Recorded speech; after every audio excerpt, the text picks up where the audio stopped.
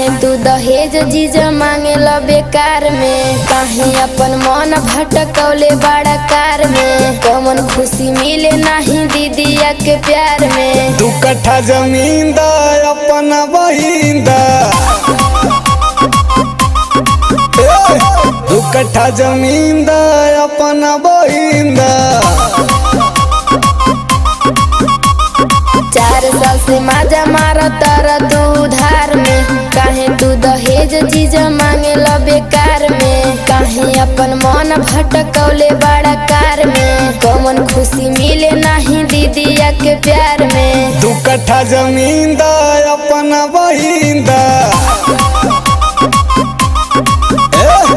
2 कट्ठा जमीन दा अपना बहिन दा।